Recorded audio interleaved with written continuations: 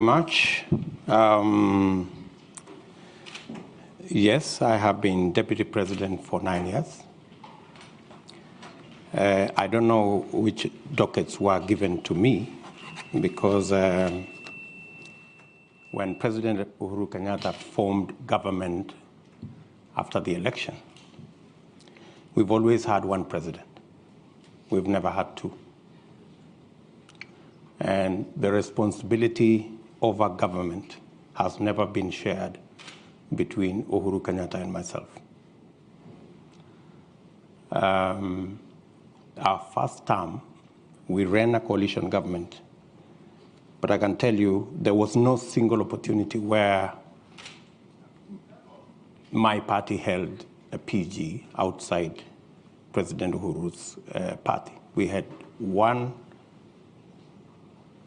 parliamentary group, one government, one program, and it was all clear.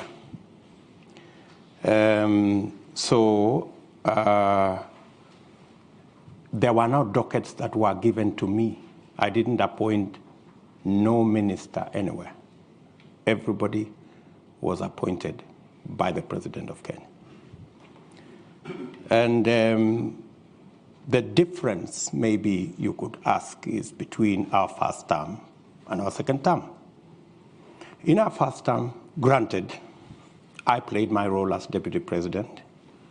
The president assigned me many responsibilities, which I discharged with distinction from where I sit.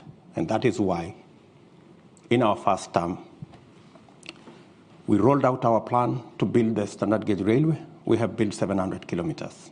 I was part and parcel of the entire delivery plan. We set out to build 10,000 kilometers of tarmac road in Kenya. By June this year, in 3 months or so, we will have actually done 11,000 kilometers. I sat long hours with officials in government to design how that was going to happen. Same case to our TVET program. Same case to all the other programs that we delivered on our first term. And to demonstrate our success, we were re-elected in our second term with twice the margin we had been elected in 2013, clearly demonstrating that the people of Kenya were happy with our delivery. Unfortunately, in our second term, because of the political dynamics that came into play, the president told me that he wanted to do things differently. And he didn't want what had become normal in Kenya, that this was RUTO. He wanted a Uhuru. And I had a candid discussion with him. And when he told me that's what he wanted, and he wanted to run this government because he wanted his legacy alone as the fourth president of the Republic of Kenya, I was not fussy about it, because he decided that whatever I did in the first term to coordinate the government programs, work on assignments that would consolidate our plan, he decided that he wanted somebody else to do it. And I didn't complain. So Executive Order number 1 came into force, establishing a different arrangement in government. And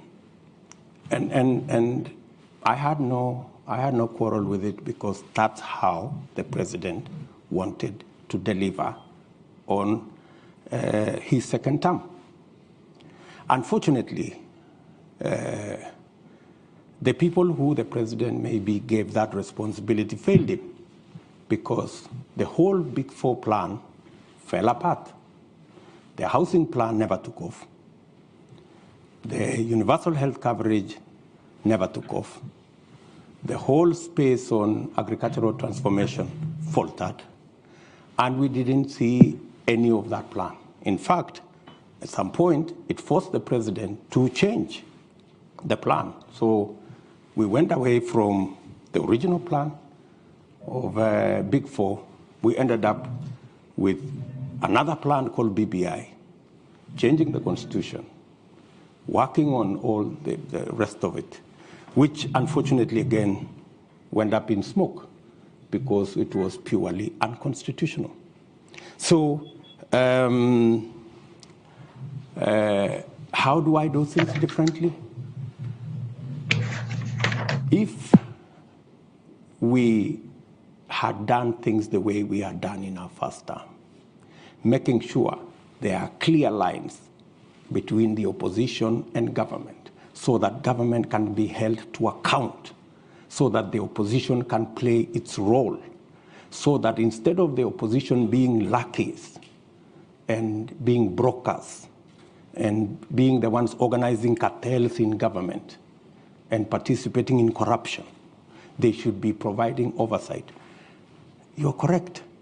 You know, Kenya is in a worse place today. There is no oversight. The fellows who are supposed to provide